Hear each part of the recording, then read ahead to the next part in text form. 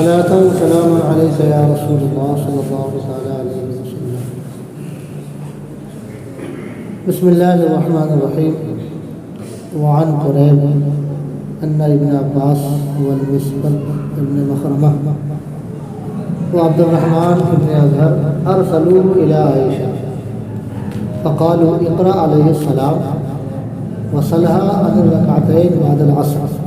قال فدخلت على عائشة فبلغتها ما أرسلوني فقالت سل أم سلمى فخرجت إليه فردوني إلى أم سلمى فقالت أم سلمى سمعت النبي صلى الله عليه وسلم ينهى عنهما ثم رأيته يصليهما ثم دخل فأرسلت إليه الجارية فقلت قولي له تقول أم سلمى يا رسول الله صلى الله عليه وسلم سمعتك تنهى عن هاتين الركعتين وأراك تصليها. قال يا ابن أبي أمية سألت عن الركعتين بعد العصر وإنه أتاني ناس من عبد القيس فشغلوني عن الركعتين اللتين بعد الظهر فهما هاتان. حضرت قریب رضی اللہ تعالیٰ عنہ سے روایت ہے کہ حضرت ابن عباس اور مسور ابن مخرمہ اور عبد الرحمن ابن اظہر انہیں حضرت عائشہ کے پاس بھیجا، کہا کہ ہم سب کا انہیں سلام کہنا اور ان سے عصر کے بعد والی 2 رکعتوں کے متعلق پوچھنا. فرماتے ہیں میں حضرت عائشہ کی خدمت میں حاضر ہوا تو انہیں وہ پیغام پہنچایا جو مجھے دے کر بھیجا تھا. انہوں نے کہا کہ ام سلمہ سے پوچھو. میں ان حضرات کی طرف لوٹا، انہوں نے مجھے ام سلمہ کے پاس لوٹایا. ام سلمہ نے فرمایا کہ میں نے رسول اللہ صلی اللہ علیہ وسلم کو ان سے منع فرماتے ہوئے سنا. پھر میں نے آپ کو یہ رکعتیں پڑھتے دیکھا. پھر آپ تشریف لائے تو میں نے آپ کی خدمت میں لڑکی کو بھیجا اور میں نے کہہ دیا کہ آپ سے عرض کرنا یا رسول اللہ صلی اللہ علیہ وسلم. ام سلمہ عرض کرتی ہیں کہ میں نے آپ کو ان 2 رکعتوں سے منع کرتے سنا اور آپ کو پڑھتے دیکھتی ہوں. فرمایا اے ابی امیہ کی بیٹی، تم نے عصر کے بعد 2 رکعتوں کے متعلق مجھ سے پوچھا. میرے پاس عبد القیس کے کچھ لوگ آئے تھے جنہوں نے مجھے ظہر کے بعد والی 2 رکعتوں سے باز رکھا. یہ وہی 2 رکعتیں ہیں. بات چل رہی ہے مکروہ وقت کی، خاص طور پر ان وقتوں کی جس وقت نفل نماز بھی مکروہ ہے. ایک تو اوقات مکروہ ہیں 3 وقت جس وقت کوئی فرض واجب سنت کچھ نہیں، وہ 3 ہیں. اور کچھ وقت اور ہیں جو فرض تو پڑھ سکتے ہیں، قضا فرض پڑھ سکتے ہیں لیکن نفل نہیں پڑھ سکتے. ان میں سے ایک وقت عصر کے بعد والا کہ عصر کی نماز جب آپ نے فرض پڑھ لی اب مغرب تک کوئی نفل نماز نہیں. اسی تعلق سے یہ بات ہے کہ عصر کے بعد تو کوئی نفل ہے نہیں. تو لیکن اب خبر ملی کہ سرکار پڑھ رہے ہیں 2 رکعت عصر کے بعد پڑھ رہے ہیں. تو 3 صاحب نے قریب کو بھیجا. قریب نام ہے، یہ عبداللہ ابن عباس کے غلام ہیں اور مسور ابن مخرمہ عبد الرحمن بن عوف کے بھانجے ہیں. ہجرت کے بعد یہ مکہ معظمہ میں پیدا ہوئے. 8 ہجری میں مدینہ منورہ آئے. حضور صلی اللہ علیہ وسلم کی وفات کے وقت آپ کے 8 سال شہادت حضرت عثمان تک مدینہ منورہ ہی میں رہے. پھر مکہ معظمہ آ گئے. یزید کا وہ جس وقت معاملہ چلا تو اس وقت حضرت نے بھی یزید کی بیعت نہیں کی. کربلا کے واقعہ کے بعد یزید نے جو مکہ معظمہ پر حملہ کرایا تھا من جدید سے، اسی میں یہ نماز کی حالت میں پتھراؤ جو کروا رہا تھا اسی میں ایک پتھر ان کو بھی لگا اور یہ اس میں شہید ہو گئے. تو ان کو بھیجا 3 صاحب، حضرت ابن عباس نے، مسور ابن مخرمہ نے، عبد الرحمن ابن اظہر نے بھیجا. ان کے پاس بھیجا حضرت عائشہ کے، حضور کی زوجہ ہے اور فقیہہ، بڑی عالمہ، صحابیہ میں بڑی عالمہ. اس لیے پہلے ان لوگوں نے انہیں کے پاس کہ کہ جا کے پتہ کرو کہ کیا معاملہ ہے۔ بھیجا تو بھیجنے کا انداز بھی آپ نے سنا کہ کیا کہا کہ انہیں سلام کہنا ہے۔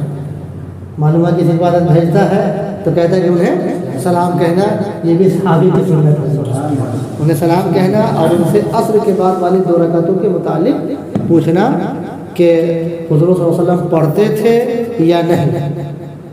علماء نے لکھا ہے کہ اس سوال کی وجہ یہ تھی کہ ان بزرگوں نے حضور صلی اللہ علیہ وسلم کو ان نفلوں سے منع فرماتے ہوئے سنا کہ حضور نے منع کیا، اب پھر انہیں کسی طرح پتہ لگا کہ حضور پڑھتے ہیں، وہی سے ان کو یہ ہو گیا شبہ ہو گیا کیا معاملہ ہے، ہم لوگ تو منع سنا ہے، اب پھر یہ بھی بات سامنے آ رہی ہے کہ سرکار صلی اللہ علیہ وسلم 2 رکعت پڑھتے ہیں عصر کے بعد، اس لیے بھیجا کہ حضور کی زوجہ ہے، وہ گھر اور باہر دونوں سے واقف ہیں، تو بہتر بتائیے کیا معاملہ ہے، تو بھیجا۔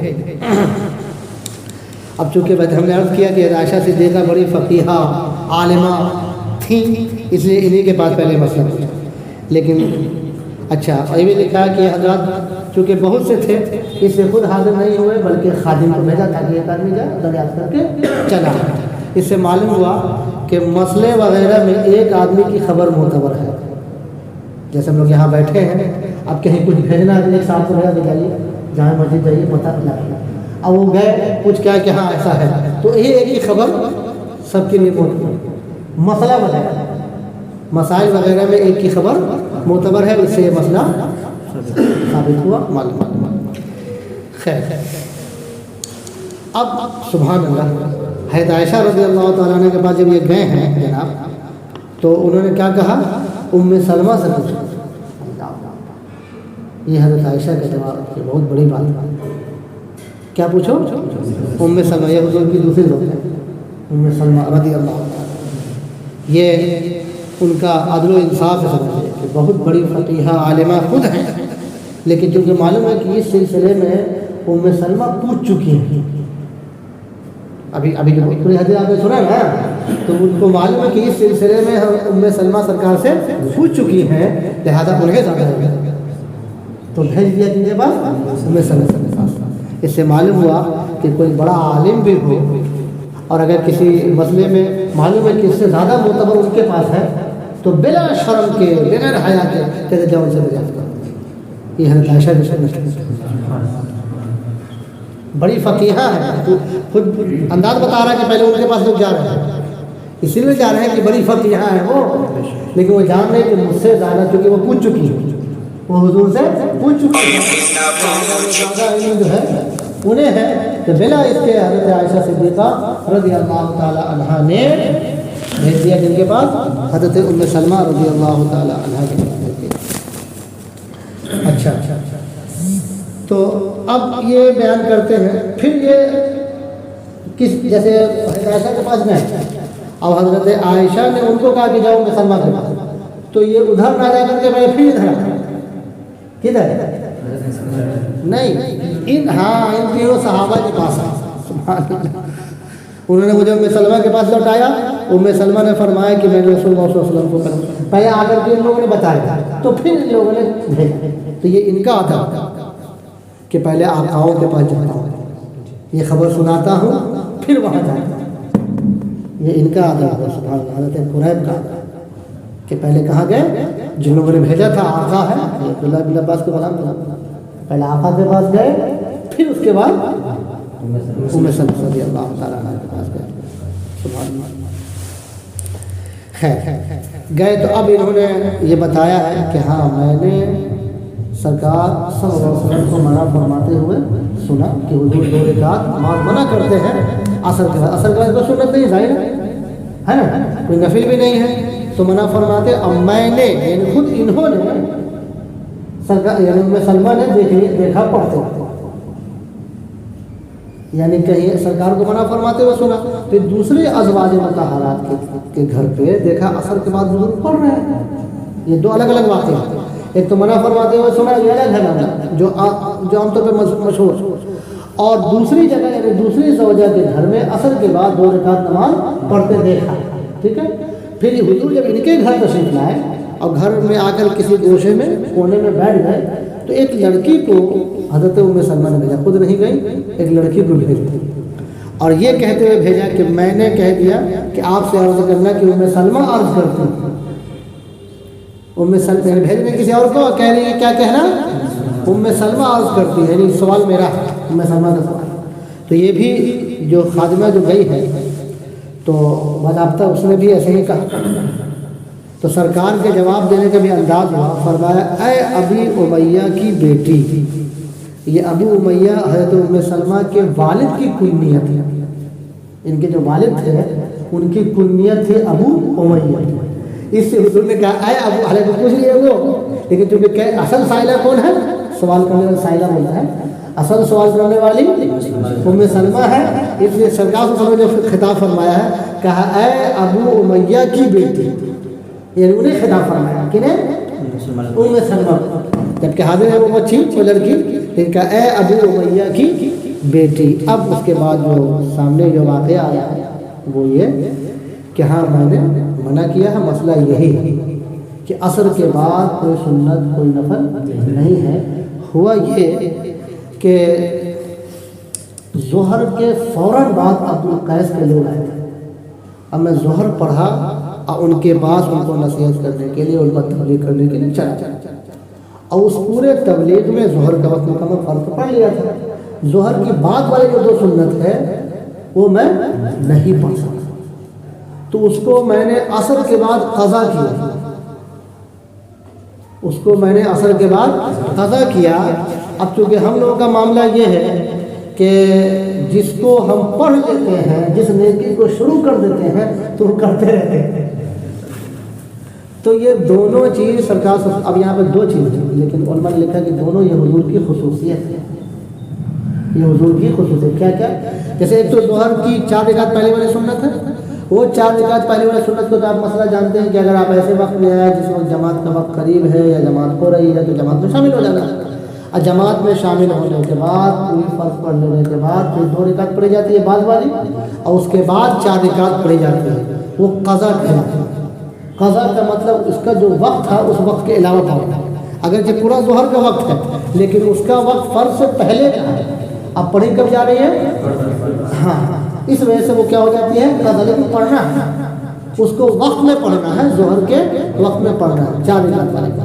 لیکن اگر کسی کے ساتھ 2 رکعت والا معاملہ ہو گیا یعنی بعد کی سنت چھوٹ گئی تو پھر وہ قضا نہیں ہے.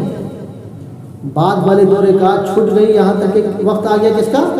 عصر کا، تو اس کی قضا نہیں ہے. تو یہ سرکار صلی اللہ تعالیٰ علیہ وسلم کی خصوصیت کہ حضور نے اس کی بھی قضا فرمائی. اور اس کی قضا چونکہ عصر کے بعد فرمائی تو عصر کے بعد گویا کی ایک طریقے کی عبادت ہو گئی اگرچہ وہ قضا کے طور پر. تو اب اس کو سرکار صلی اللہ علیہ وسلم نے فرمایا کہ مطلب جو ہم لوگ کر لیتے ہیں، شروع کر دیتے ہیں، وہ اس کو کرتے رہتے ہیں. یعنی یہ میرا پڑھنا میری خصوصیت ہے. عصر کے بعد 2 رکعت پڑھنا یہ اصل میں اسی کی ادا ہو رہی ہے، اسی کی ادا ہو رہی ہے. یہ 2 رکعت نفل نہیں ہے. بات سمجھائیں گے؟ عصر کے بعد جو پڑھنا، ہاں جو قضا ہو گئی تھی عبد القیس کی تبلیغ میں، عبد القیس کے جو لوگ آئے تھے ان کو سمجھانے کے لیے تبلیغ میں وقت گزر گیا تو جس کو ہم نے عصر کے بعد قضا کیا. اب وہ ایک بار کر چکے عصر، اب اس کو برابر ہم جو ہے اس کو ادا کرنا ہے. اللہ اکبر. تو یہ 2 چیزیں سامنے آئی. ایک تو یہی کہ ظہر کی چھوٹ جائے، سنت چھوٹ جائے، اگر کسی طرح کوئی اہم معاملہ آ گیا تو ہمارے لیے نہیں ہے کہ اس کی قضا ہو. ایک تو یہ. دوسرا یہ کہ قضا جو کی جاتی ہے تو ایک بار کی جاتی ہے. قضا ایک بار کر لیا ہو گیا ہے نا. یہ دونوں چیزیں سرکار صلی اللہ علیہ وسلم کی خصوصیات سے ہیں کہ ہمیں قضا کو ہمیشہ پڑھتے رہنا، یہ بھی سرکار کی خصوصیت ہے. اور وہ 2 رکعت کو بعد میں عصر کے بعد پڑھنا یہ بھی سرکار کی خصوصیت ہے. مسئلہ سرکار نے بس بتا دیا ہے نا. اب ان لوگوں کو اطمینان ہو گیا کہ اچھا یعنی مسئلہ وہی ہے کہ عصر کے بعد کوئی نفل کوئی سنت